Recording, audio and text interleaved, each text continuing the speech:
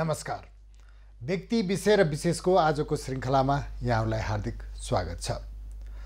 आदरणीय दर्शकवृन्द, हामी नेपाली, हामी सर्वधर्म समभाव राख्दछौँ र सामाजिक सद्भाव पनि त्यत्तिकै राख्दछौँ र हाम्रो सामाजिक परिवेश, हाम्रो भूगोल र हाम्रो व्यवहारले पनि हामी सबै सामाजिक सद्भावका गुणी छौँ। तथापि केही समयदेखि समाजमा देखिएका धर्मान्तरणका कुरा र जबरजस्ती धर्म परिवर्तन गराउने खबरहरू, समाचारहरू यत्रतत्र सार्वजनिक हुने गर्छन्। यो परिवेश एकातिर छ भने हाम्रो मुलुकले प्राप्त गरेको संविधान, धर्मनिरपेक्षता सहितको संविधानले सबै धर्मलाई समान अधिकार दिएको छ, सबै धर्मको सम्मान गरेको छ। तथापि धर्म परिवर्तन र धर्मका कुराहरू गरेर समाज बिथोल्ने क्रियाकलाप गर्नेहरूलाई छुट हुनु हुँदैन र यो छुट छैन भन्ने त्यतिकै जोरदार आवाज पनि उठिरहेको छ। आज हामी केही यस्ता पत्रहरू सार्वजनिक भइरहेका छन् र ती पत्रहरूले हाम्रो समाजलाई के सन्देश दिन खोजेको र हाम्रो त्यो समाजलाई बिथोल्ने तत्त्वहरू को हो भन्ने मुखरित गर्नुपर्ने, त्यसको खोजबिन गर्नुपर्ने राज्यको कर्तव्य पनि बनिरहेको छ। र आज हामी कानुनत जुन प्रकारका पत्रहरू सार्वजनिक भइरहेका छन्, जसरी नागरिकलाई निर्देशन सहितको पत्रहरू जारी हुन थालेका छन् र यो मतगणना सँगसँगै आफ्नो धर्मको प्रचार प्रसार र धर्म लेख्ने उर्दी जारी भइरहेको छ, यो कानुन सम्मत ठिक हो या यो कानुन विपरीत, संविधान विपरीत र देशको एउटा सार्वभौम सत्ता विपरीत हो भन्ने कुरा हामी आज छलफल गर्छौँ वरिष्ठ अधिवक्ता विष्णु भट्टराई मार्फत। स्वागत छ विष्णुजी। हजुर, धन्यवाद। यो पछिल्लो समयको पत्र तपाईँले पढ्नुभयो कि पढ्नु भएन? म तपाईँलाई विश्व मस्ट धर्म महासङ्घका अध्यक्ष युवराज कार्कीले जारी गर्नुभएको विज्ञप्ति र सँगसँगै यो नेपाल राष्ट्रिय मण्डली सङ्गतिका महासचिव शेरबहादुर एसी र अर्का महासचिव नेपाल क्रिस्चियन समाजका डिल्लीराम पौडेलले आफ्नो हस्ताक्षर सहित जुन पत्र र प्रेस विज्ञप्ति जारी गर्नुभएको छ, त्यसको छोटो पढेर सुनाउँछु। त्यसपछि यो कानुन सम्मत हो कि होइन एउटा वरिष्ठ अधिवक्ताको रूपमा तपाईँले व्याख्या गरिदिनु होला। मैले थोरै पढेँ, यसको लामो माथि नभनिकन यस्तो विषम परिस्थितिमा धर्मान्तर गर्न कठिन हुने देखिन्छ। यसलाई सहज बनाउन अन्तर्राष्ट्रिय स्तरका क्रिस्चियन संस्थाको विशेष बैठकले ब्राह्मण समुदायलाई आर्य हिन्दू र क्षेत्रीय समुदायलाई खष्ट मस्टो बनाएर विभाजन गर्ने रणनीति अनुसार मिसन अगाडि बढेको सहर्ष जानकारी गरिन्छ। ब्राह्मण र क्षेत्रीलाई नटुक्र्याएसम्म हामीले धर्मान्तर गर्न कठिन हुने हुँदा यसपटकको जनगणनामा सम्पूर्ण ब्राह्मण तथा क्षेत्री समुदायमा क्रिस्चियनहरूले आफ्ना घरमा आउने गणकहरूलाई जातिमा खस र धर्ममा मस्ट लेख्न लगाउनु आफ्नो चर्चभित्रका विश्वासीलाई जानकारी गर्न अपिल गर्दछौँ। साथै यस कार्यमा अझ होसियारीपूर्वक निरन्तर लागिरहन समेत हार्दिक अनुरोध गर्दछौँ। तपाईँ हामी सबैलाई परमेश्वरले आशिष दिनुभएको छ भनेर यसरी प्रेस विज्ञप्ति सार्वजनिक भएको छ, जारी भएको छ। यो कानुन सम्मत हो धर्मनिरपेक्ष मुलुकमा? निश्चित रूपमा वर्तमान संविधानको धारा 4 नेपाल एक सङ्घीय लोकतान्त्रिक गणतन्त्रात्मक धर्मनिरपेक्ष राष्ट्र हो भनेर लेख्दै त्यसको स्पष्टीकरण खण्डमा आफ्नो धर्म संस्कृति परम्परादेखि चलिआएको धर्मको अभ्यास गर्ने स्वतन्त्रता सबैलाई हुन्छ भनेको छ। त्यसै गरेर संविधानको धारा 26 ले कसैले कसैको धर्म परिवर्तन गर्न पाइँदैन र त्यही संविधानको धारा 26(3) ले धर्म परिवर्तन गराउने गर्ने अभिप्रायले कसैलाई प्रत्यक्ष परोक्ष प्रलोभन दिने त्यस्तो समेत काम कारबाही गर्नु हुँदैन र त्यो गर्यो भने कानुन बमोजिम दण्डनीय हुन्छ भनेर संविधानको धारा 26 को 3 ले व्यवस्था गरेको छ। र कानुन बमोजिम दण्डनीय हुन्छ भनेको के त भन्यो भने हाम्रो फौजदारी संहिता 2074 को परिच्छेद 9 को दफा 158 ले पनि धर्म परिवर्तन गराउन नहुने आदि इत्यादि भन्दै यदि त्यस्तो धर्म परिवर्तन गराउने काम कारबाही भएको रहेछ भने 5 वर्ष कैद र 50,000 रुपैयाँ जरिमाना हुन्छ। र त्यो 5 वर्षसम्म कैद र 50,000 रुपैयाँसम्म जरिमाना हुने यो कसुर कुनै विदेशीले गरेको रहेछ भने उलाई त्यो कसुर अनुसार सजाय गर्ने र सजाय भुक्तान गरेको 7 दिनभित्र देशबाट बाहिर निकाल्ने त्यो व्यवस्था पनि हाम्रो फौजदारी संहिताको दफा 158 को 4 ले गरेको छ। अहिले तपाईले निवेदन गर्नुभएको पत्र यो काम कारबाही कसले गरिराखेको छ भनेपछि त अगाडि तपाईले पढ्नु भएन, हालाकि समयको पनि पाबन्दी हाम्रो आफ्नो ठाउँमा छ। यो युनाइटेड मिसन टु नेपालको उर्दी हो। यसैले अन्तर्राष्ट्रिय क्रिस्चियन संस्था युनाइटेड मिसन नेपालको सक्रिय भूमिका रहेको छ भनेपछि अब अहिले हाम्रो राष्ट्रिय मानवाधिकार आयोगमा कुनै मान्छेको नियुक्ति वैधानिक र संवैधानिक भयो कि भएन भनेर उजुर गर्नको लागि कहाँ कहाँ गइराखेका छन् हाम्रा मान्छेहरू हामी हेर्दैछौँ। र यो युनाइटेड मिसन टु नेपाल भनेको यो नेपाल र नेपाली जनताको आर्थिक हित उन्नति विश्व बन्धुत्वको लागि आएको रहेछ कि हाम्रो धर्म संस्कृति सभ्यतालाई विखण्डन गर्न आएको रहेछ भन्ने कुरा चाहिँ हामीले बुझ्नु पर्यो। र हाम्रो आफ्नो आदर्शको कुरा गर्दा, हालाकि यो धार्मिक कुरा उठ्यो, म त्यसरी धार्मिक पण्डितजी त होइन, तर हामीले के भन्यौँ भने सर्वे भवन्तु सुखिनः सर्वे सन्तु निरामया सर्वे भद्राणि पश्यन्तु मा कश्चित् दुःख भाग भवेत् भन्यौँ। हामीले संसारका सबै मानिसहरू सुखी हुन्, कसैमाथि दुःख कष्ट पीडा नपरोस् भनेर हाम्रो एउटा वैदिक र दैविक हिन्दू आदर्श छ भनेदेखि अब अहिले त्यसलाई टुक्र्याउनका लागि त्यो टुक्र्याउन को प्रयोग हुँदैछ केदारजी, म जिम्मेवारीका साथ यो पत्र हेरेर निवेदन गर्न सक्छु। हाम्रो राष्ट्रिय जनगणना आयोग चिठीमै उहाँहरूले लेख्नुभयो अब तपाईले गणकहरू पठाउँदाखेरि यो चिठी अनुसारका गणक पठाउनुहुन्छ के पठाउनुहुन्छ र यसलाई त तपाईले गोप्य भन्नुभयो र यो गोप्य भन्ने कुरा त यसरी सार्वजनिक भयो नि। अब फेरि सार्वजनिक भएपछि फेरि अर्को कानुनी कुरा म तपाईलाई निवेदन गर्छु। जस्तो कि हाम्रो फौजदारी संहिताको दफा 4 ले कार्यविधि संहिताको दफा 4 ले यस्तो कुनै सरकारवादी हुने फौजदारी मुद्दाको बारेमा जानकारी भयो भने त्यस्तो व्यक्तिलाई नेपाल प्रहरी आफूले पक्रेर कारबाही गर्नुपर्छ।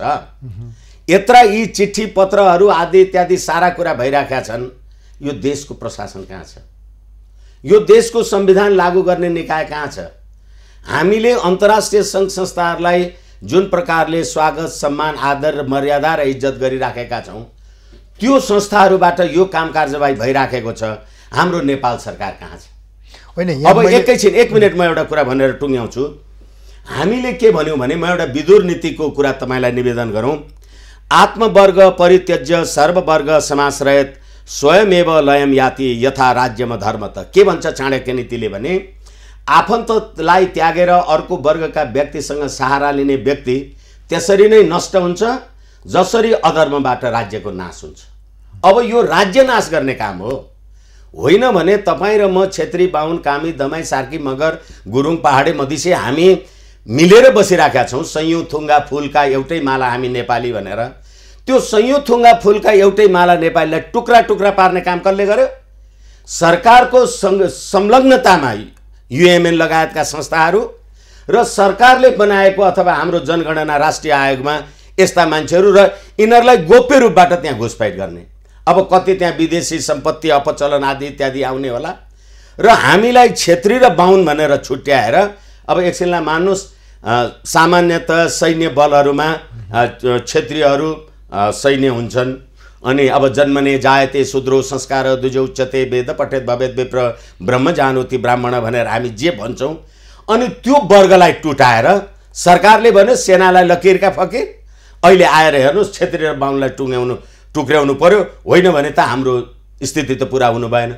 दक्षिण अफ्रिकाका देशमन टुटुले भनेका थिए एकचोटि, अब हामीले सार्वजनिक रूपमा हेरेका कुरा हो, जतिखेर हामी दक्षिण अफ्रिकामा बसिरहेका थियौँ र क्रिस्चियनहरू आए उनीहरूले भने ईश्वरको नाम लिउँ भनेर हामीले नाम लिउँ। नाम लिँदाखेरि त्यो नाम लिनुभन्दा अगाडि हामीसँग सारा सम्पत्ति र जग्गा जमिनहरू थिए।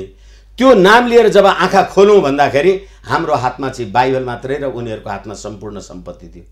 ठिक्कै यो संविधानले धर्मनिरपेक्ष भनेर अघि तपाईँले जे निवेदन गर्नुभयो, धर्मनिरपेक्ष भनेको धार्मिक स्वतन्त्रता होइन। किनभने एकछिनलाई मान्नुहोस्, हामी धर्मनिरपेक्ष भन्छौँ। यो देशको प्रधानमन्त्री अब अहिले झगडा गर्नुभयो उहाँहरू, माधव नेपालजी र केपी ओलीजी त हकजहानको होली वाइन खानको लागि त प्रधानमन्त्री निवास गएर बालुवाटार छोडेर सोल्टी बस्न त जानुभएको हो नि। भनेपछि हामीले धार्मिक सहिष्णुता स्वतन्त्रता भन्दा भन्दै हाम्रो धर्मलाई समाप्त पार्ने काम राज्यबाट भएको छ, अन्तर्राष्ट्रिय सङ्घ संस्थाबाट भएको छ र अब क्षेत्री र बाहुन गरेर हाम्रो 94% जुन ओमकार परिवार हामी भन्थ्यौँ अब त्यो मस्टो परिवार बनाउन लागेको छ। यो कुराको बारेमा राज्यले केही कारबाही गर्दैन। त्यही मैले यहीँनिर यो कानुनी उपचार अथवा कानुनले के भन्छ, राज्य किन चुप लागेर बसेको छ, कानुन राज्यले नसुनेको हो कि नदेखेको हो कि, यो कुरा यत्रो सार्वजनिक भइरहँदा पनि तथ्याङ्क विभाग भोलि जो जनगणना गर्छ, जनगणना गर्ने निकाय जुन छ त्यो जाँदैछ जनगणनाका लागि जनताको घर दैलोमा, र एउटा विदेशी संस्था युनाइटेड मिसन टु नेपाल जसको उद्देश्य स्पष्ट भयो कि हाम्रो सामाजिक सद्भाव खलबल्याउने त्यस्तो गतिविधि भइरहेको छ भन्दा पनि राज्य अनदेखा गर्छ भने अब नागरिकले यसलाई कुन दृष्टिबाट हेर्ने अथवा नागरिक कसरी अगाडि बढ्ने? त नागरिक आफै सतर्क हुनुपर्ने हो कि कानुनी रूपमा राज्यले केही गरेन भने नागरिकले कानुनी उपचार कसरी पाउने भन्ने कानुनका बाटा पनि त होला नि। यसैले मैले निवेदन गरेँ, यो संविधान बनायौँ भनेर जसले गर्व गर्यो, जसले गर्व गरिराखेका छन्, तपाईँहरूले यो संविधानको रक्षा त गर्नुभयो, पालन त गर्नुभयो। अब गर्दा गर्दै नबोल्नु भन्दा बोल्नुपर्ने हुन्छ। अहिले जोडिहाल्छ। सम्मानित सर्वोच्च अदालतले प्रतिनिधि सभा विघटन गर्दाखेरि पार्टीका एक थरी मान्छेहरूले लड्डु खानुभयो अनि त्यहाँबाट त्यही सम्मानित सर्वोच्च अदालतले फेरि फागुन 23 गते अर्को संविधानको व्याख्या गर्नुभयो। हिजो लड्डु खाएका मान्छेहरूले फेरि भाङ खाएर बौलाउनु भयो। अनि त्यो सबै कुरा गर्दाखेरि अहिले कसैलाई कम्फर्टेबल सरकार बनाइदिने कि पार्लियामेन्टमा को जाने कि यता को जाने कि कुरामा आफ्नो धारणा होला। अनि त्यहाँबाट अघि हामीले होली वाइनवाला कुरा गरेका होलाौँ। र इग्नोरेन्स अफ ल इज नो एक्सक्युज। यो देशको मन्त्री प्रधान अथवा यो राज्य सत्ता सरकार होइन, यो सम्पूर्ण राज्य सत्ता जो यो संविधान अन्तर्गत बनेको छ, चलेको छ भनेपछि यो देशको प्रहरी, प्रशासन, कूटनीति, खुफिया सरकार आफ्नो कर्तव्यबाट च्युत भयो कि भएन? आज आम सञ्चारमा हामी कुरा गरिराखेका छौँ र अघि मैले तपाईँलाई निवेदन गरेँ हाम्रो फौजदारी कार्यविधि संहिताको दफा 4 को यो जाहेरी, दफा 4 को उपदफा 4-6 वाला कुरा सरकारको जानकारीमा अटोमेटिक आउने बित्तिकै पक्रेर कारबाही गर्नुपर्छ। तर यो सरकारको हिम्मत होला, यो सत्ताको हिम्मत होला जसले तपाईँलाई संविधानमा धर्मनिरपेक्ष लगायो, तपाईँले यो संविधानको नेपाली जनताको धार्मिक स्वतन्त्रता टुक्र्याउन लाग्यो भन्दा पक्रेर कारबाही गर्न सक्ला? यो UNMIN mission, united mission to नेपाललाई यो अहिले सरकारले स्पष्टीकरण सोध्न सक्ला? हिजो प्रतिनिधि सभा किन त्यो युनाइटेड मिसन टु नेपाललाई यसरी उसको मनपरी गरेर चाहिँ समाज बिथोल्ने कार्य गरिरहन छुट छ र उसलाई छुट दिनु हो एकैछिन। त्यसै कारण उसलाई छुट दिन हामीले जे संविधान, उहाँहरूले भन्छु म त हामीले भन्दा पनि तपाईँले जे संविधान बनाउनु भयो जसको समेत संलग्नतामा अस्ति पुष्पकमल दाहालजीले यो प्रतिनिधि सभावाला घटनामा होइन हामी यत्रो काम गरेका छौँ, हामीलाई लोकतान्त्रिक सरकारले साथ दिएन भन्यो। अनि कहिले कोनी आखिर विदेशी शक्तिलाई गुहार्ने जे काम गरिरहेका छौँ र धर्मनिरपेक्षको संविधान बनाउनेहरूले आज त्यही संविधान अन्तर्गत जनगणना हुँदाखेरि नेपालको जातीय सद्भाव र साम्प्रदायिकतालाई टुक्र्याउन खोजे भनेपछि राज्य सत्तामा बसेकै मान्छेहरू त कसुरदार होइनन्। होइन भने यो तपाईँलाई कार्यान्वयन गर्नको लागि, यो कारबाही गर्नको लागि कसले रोक्यो? आज हामी आम सञ्चारमा यति कुरा गरिरहेका छौँ, नेपाल सरकारलाई थाहा छैन? खुफिया आदि इत्यादि कुरा थाहा छैनन् भनेदेखि सरकारले गर्न सक्छ सक्दैन? होइन, तपाईले संविधान जे बनाउनु भएको छ त्यो संविधानको पालन त गर्नुस् तपाईँ। त्यति पालना गरिदिनु भयो भने पनि हाम्रो एउटा हिन्दुत्व, हिन्दू राष्ट्रको पहिचान अहिले प्रधानमन्त्रीजी विष्णुजीलाई यहीँ रोकेँ। हजुर, हामी अहिले धर्मनिरपेक्ष राष्ट्रका नागरिकको हैसियतले बोलिरहेका छौँ। त्यसले गर्दाखेरि पनि म तपाईँलाई के आग्रह गरेँ भने यो जुन धार्मिक स्वतन्त्रताका कुरा, धार्मिक गतिविधिका कुरा र हाम्रो संविधानले धर्मनिरपेक्षताको जुन परिभाषा गरेको छ त्यो परिभाषा अनुसारको यसरी गतिविधि गर्न पाइँदैन भन्ने कुरा कानुन त पाइँदैन भन्ने तपाईँले स्पष्ट पार्नुभयो। तथापि यस्ता गतिविधिलाई राज्यले रोक्दैन र कुनै सुरक्षा निकायहरू रोक्दैनन् भनेदेखि जनताले त रोक्न सक्ला नि त। हो, यसै कारणले गर्दाखेरि पहिलो कुरा यसैले म भन्दै थिएँ, अब हामीसँग समयको कुरा त्यस्तै नै हुन्छ। अहिले देश धर्मनिरपेक्षको संविधान बनाउनु भएको, तपाईँले यो संविधान बनाउनु भएको 15 वर्ष पुग्दा नपुग्दा तपाईँले 80 केजी सुनको 1 अरबको जलारी पशुपतिमा चढाउनु भयो सम्माननीय प्रधानमन्त्रीज्यू। अहिले हामीले धार्मिक सहिष्णुता सहितको संविधानको धारा 26 को हामीले कुरा गर्यौं भने त्यही संविधान अन्तर्गत रहेर यो देशको राज्य प्रशासनले यो काम कार्यवाही गर्दैन र एकछिनलाई मान्नुस् अहिले संविधान हामी धर्मनिरपेक्ष संविधान अन्तर्गत भनेको प्राविधिक कुरा मात्रै हो। संविधान मान्ने हो, संविधान समर्थन गर्ने होइन। यो संविधानको समर्थक होइन म, किनभने यसको समर्थन, यसको विरोध गरेन भने त अर्को आउँदैन नि। यसै कारणले गर्दा संविधानका परिवर्तन हुने कुरा फेरि त्यता लामो हुन्छ। तर अहिले जति यो देशमा धार्मिक सङ्घ संस्थाहरू छन् र यो धर्मनिरपेक्षताको विरुद्धमा जे जति छन् यी सम्पूर्ण सङ्घ संस्थाहरू सङ्गठनहरू कहाँ गए? यसैले तपाईले अघि क्वेरी राख्नुभयो, जिज्ञासा राख्नुभयो अनुसार सम्पूर्ण नेपाली जनताले, मलाई भोक लागेको छ भने तपाईले भात खाएर हुँदैन नि। मेरो धर्म, मेरो देश, मेरो राष्ट्र, मेरो राष्ट्रियताको क्षय हुन लाग्यो भने नेपाली जनता नै उठ्नुपर्छ। तर त्यो क्रिस्चियन सोसाइटीमा बस्ने अथवा त्यो मस्ट भनेर लेखिनेहरू पनि त नेपाली नै हुन् नि, उनीहरूले आफ्नो गतिविधि गर्न नपाउने त? गतिविधि तपाईँ आफ्नो गतिविधि गर्नुस् न, मेरो गतिविधिमा तपाईँ हस्तक्षेप नगर्ने।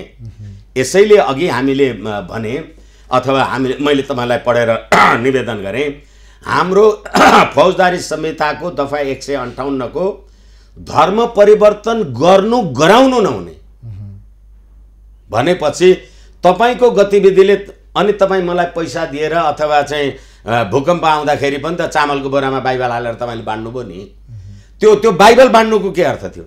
मलाई बाइबल चाहिएको थियो कि मलाई चामल चाहिएको थियो? र त्यो काम गर्ने चाहिँ को रहेछ भने युएमएन रहेछ, त्यो हामीले देख्यौँ। र अर्को कुरा के भनेदेखि धर्म परिवर्तन गराउने नियत राखेर, नियत भन्दैछु यो मैले परिच्छेद 9 को दफा 158 को 2 लाई भन्दैछु, त्यो नियत पनि राख्नुहुन्न तपाईँले। तर यहाँ त प्रष्ट रूपबाट निर्वाचन अथवा हाम्रो जनगणना गर्ने गणक सडकहरूलाई चाहिँ के भनियो भने खुले आम रूपमा पत्र लेखेर काम कार्य, जब राज्यले गणकलाई भन्दा पनि गणकलाई भन्नु भनेर नागरिकलाई एकैछिन, जब यस्तो खालको पत्र आइराखेको छ र यो सम्पूर्ण कुरामा राज्यलाई थाहा छैन, राज्यले यसबारेमा पहल के गर्यो? एकछिनलाई मानौ गरेन भने यत्रा जुन यो धार्मिक सङ्घ संस्थाहरू, अब हिन्दूवादी होलान्, बुद्धिस्ट होलान्, मुस्लिम होलान्, जे होलान्, तिस अब यो त फेरि साँच्ची भन्ने हो भने त आइएस र अमेरिकन आर्मीको द्वन्द्व लडाइँ जस्तो कुरा भयो नि त। भने यो अवस्थामा यो देशका नागरिक जो देशको धर्म, राष्ट्र, राष्ट्रियता, राष्ट्रिय एकता, अखण्डता, स्वाधीनता, सम्प्रभुताका प्रश्नहरू आउँछन् भनेदेखि जनताको स्वतः जागरुकता भएन भने सरकारको, राज्यको त हैसियत देखिहाल्यो नि।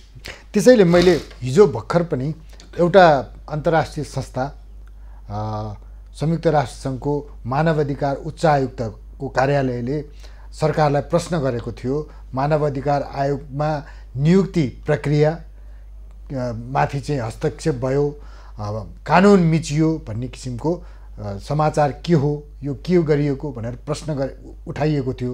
हामीले हिजो त्यस विषयमा कुराकानी गऱ्यौँ र सरकारले हिजै त्यो प्रश्नको जवाफ पठाइसक्यो संयुक्त राष्ट्रसङ्घमा।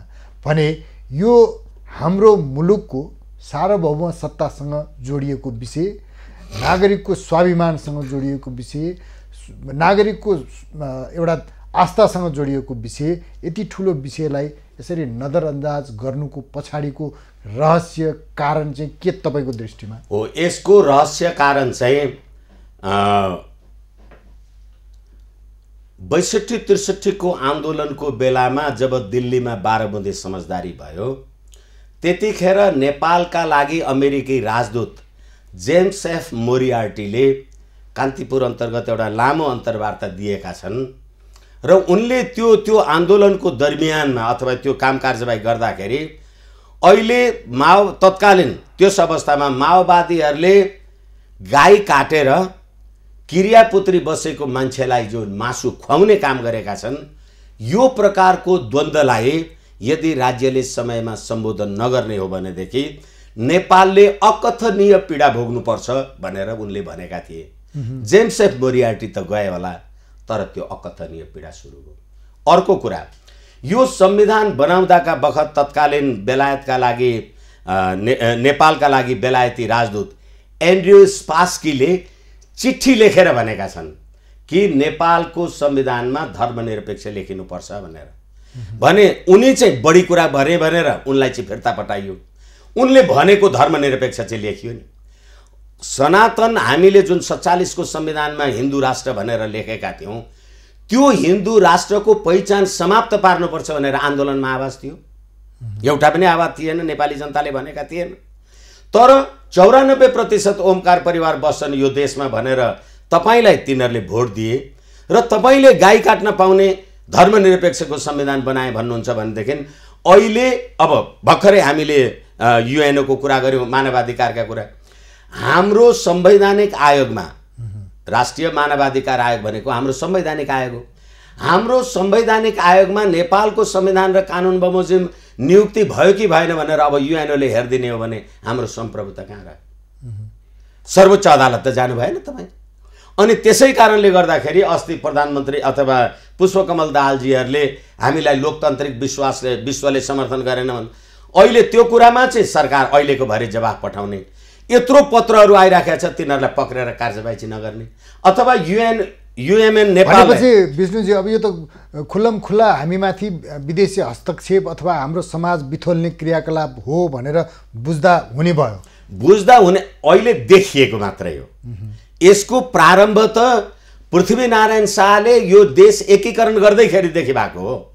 किनभने फिरङ्गीहरू देशभित्र आए भने देशलाई समाप्त पारेर छाड्छन् भनेको थियो। आज तपाईले पृथ्वीनारायण शाहको भाषामा यही फिरङ्गीवाला काम होइन यो। अनि त्यो फिरङ्गीवाला काम गर्नका लागि सम्पूर्ण यो 62-63 को आन्दोलन लगायतका कुराहरू दिल्लीमा गएर 12 बुँदेसम्म तत्कालीन अमेरिकी विदेश मन्त्री माइक पोम्पियोले केपी शर्मा ओलीजीलाई टेलिफोन गरेर युवराज खतिवडाजीलाई अमेरिकाको राजदूत बनाउनु भन्ने कुरा भयो भन्ने कुरा त सार्वजनिक भएकै हो नि। के बाँकी छ हाम्रो देशभित्रको कुरा? अब के त हो? त्यसैले अब जसरी हामीले यो संविधानमा तपाईहरूले भन्छु म, तपाईँ जो जनआन्दोलनकारी हुनुहुन्थ्यो होला, तपाईहरूले यो संविधानमा नेपाली जनताको राजकीय सत्ता र सम्प्रभु सत्ताको बलमा हामीले यो संविधान बनायौँ भनेका छन्, भन्नुभएको छ। अब त्यो नेपाली जनताको राजकीय सत्ता र सम्प्रभु सत्ता उठ्नु पर्यो, निस्किनु पर्यो, होइन भने तपाईँको मुलुक समाप्त हुन्छ। यो मुलुक समाप्त गर्ने नै अभियान हो त निश्चित रूपमा। अब फेरि गर्दा गर्दै एउटा इन्स्टेन्स म तपाईँलाई सुनाऊँ। जतिखेर 1975 मा सिक्किम भारतमा विलय भयो, विलय भइसकेपछि लेन्दुप दोर्जे चाहिँ म्याडम गान्धीलाई भेट्न जानुभएछ, इन्दिरा गान्धीलाई। जाँदाखेरि चाहिँ अनुचरहरूलाई भन्नुभएछ भन्देऊ लेन्दुपजी आउनु भएको छ भनेर। गएर भने केटाहरूले, इन्दिरा गान्धीले ध्यानै दिन्नन्। गर्दा गर्दा धेरै बेर बितिसक्यो, ध्यान दिन्नन्।